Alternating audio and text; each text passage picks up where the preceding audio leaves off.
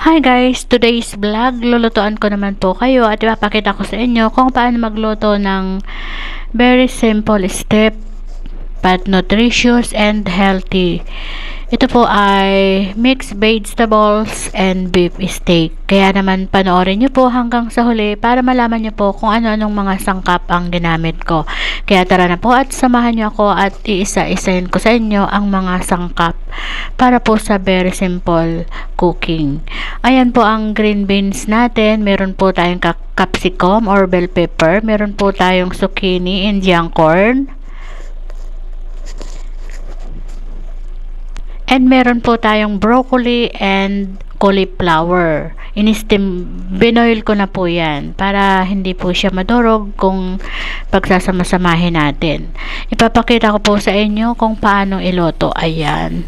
Niluto po natin siya. I-prenay natin sa garlic and onion.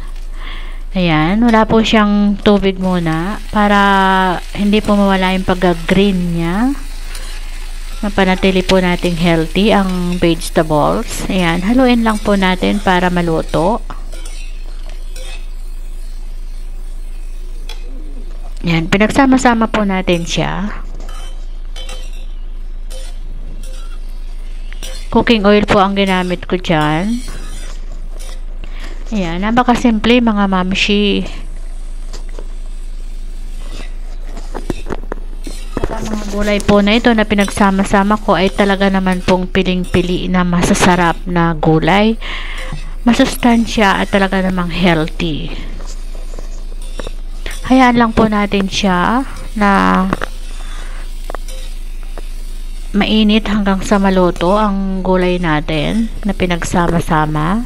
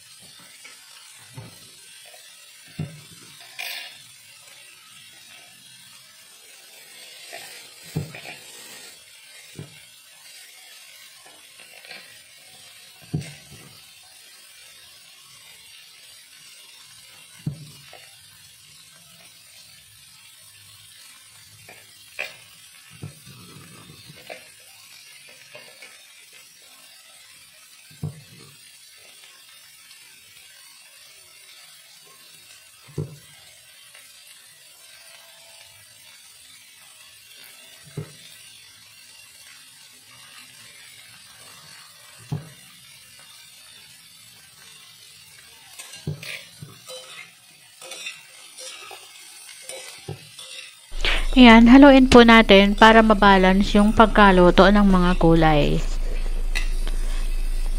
Dapat po hindi siya lutong-luto.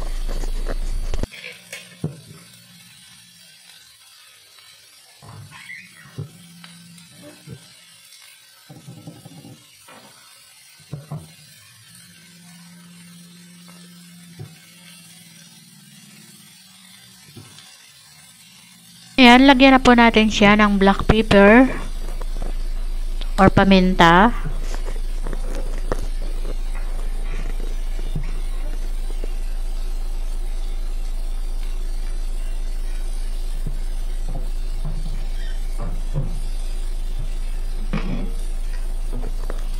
Ayan, dagdagan natin ng asin or salt.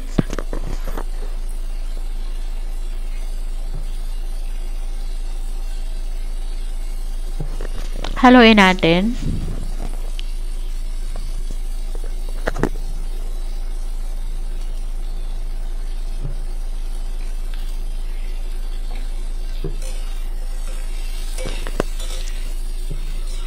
Samahan na rin po natin ang pampalasa na chicken cubes. Konti lang po.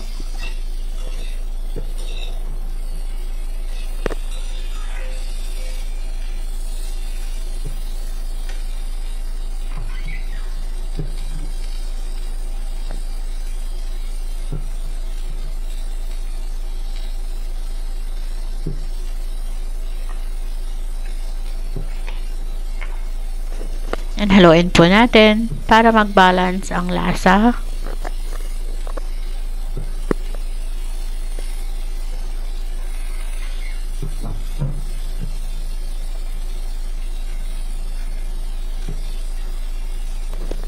Dagdagan po natin ng konting tubig para po matunaw yung nilagay nating asin at nor cubes.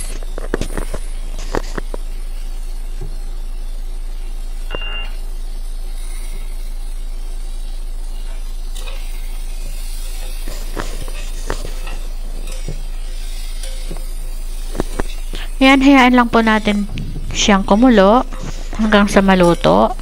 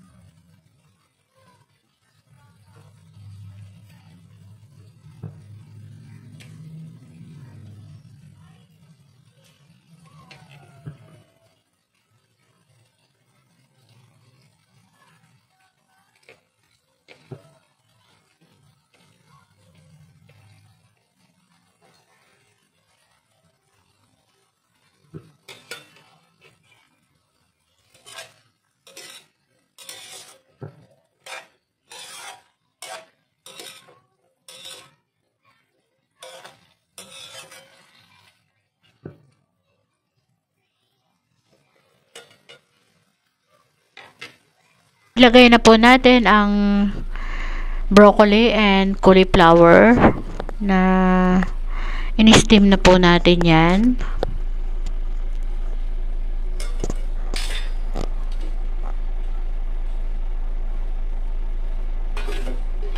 Ayan, haluin din po natin para yung lasa ay mapunta rin sa broccoli and cauliflower.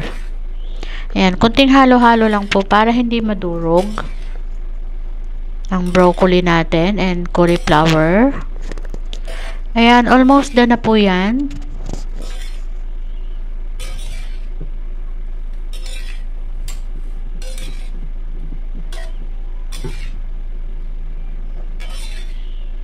Ayan, balance na ang lasa niyan kasi hinalo-halo na natin. Ngayon, magpainit naman po tayo ng fry pan. Lagyan ng cooking oil para naman po iluto natin ang beef steak.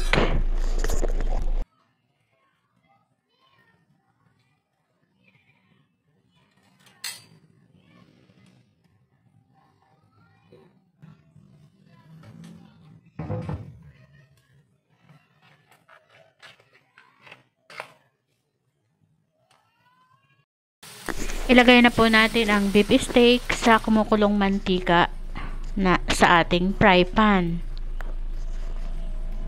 Yan, mainit po siya. Nakikita nyo umuusok.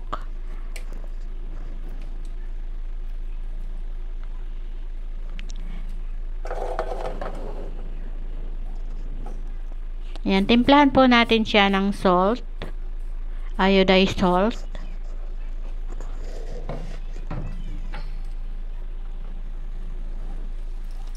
And then black pepper. Ayan. Yan lang po ang sangkap natin sa beef steak natin. Cooking oil, black pepper, and a little salt.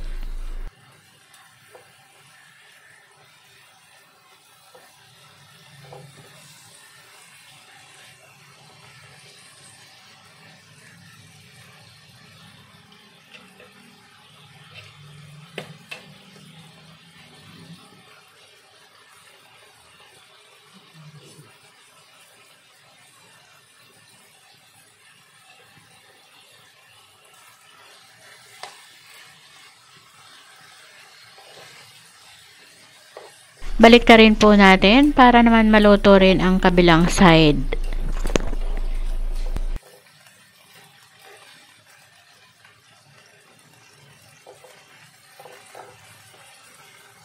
Yan lang po natin na matuyo ang kaunting water na nanggaling po sa meat dahil hindi po natin siya napiga na masyado. Ayan, lagyan po natin ng grated garlic para po mas mabango siya at mas malasa. Hintayin po natin siya na maluto na mag golden brown bago po natin siya ilagay sa ating serving plate kasama ng masustansya at healthy pinagsama-samang gulay or mixed vegetables. Halo-haloin, balik-balik na rin lang po natin para po mabalance ang luto niya at para yung tubig niya ay lumabas lahat at matuyo.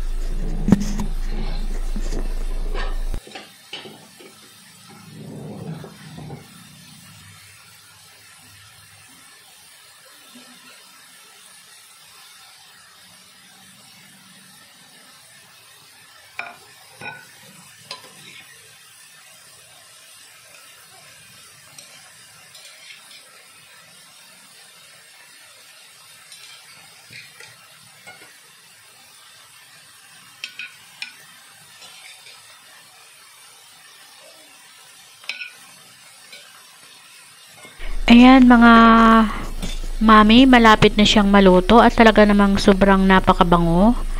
Ayan, mauubos na or matutuyo na ang tubig na nanggaling sa meat. At sana po mga mga mami, guys, matapos nyong panoorin ang video ito, sana po i-try nyo rin lutuin at sinisiguro ko naman po na hindi kayo magsisisi sa sarap ng mga piling sangkap at talaga namang masustansya at healthy pagkain. At kayang-kaya po ng budget natin. Ayan, mura lang naman po yan. Thank you so much guys and I hope you enjoy watching and see you again for my next vlog. God bless!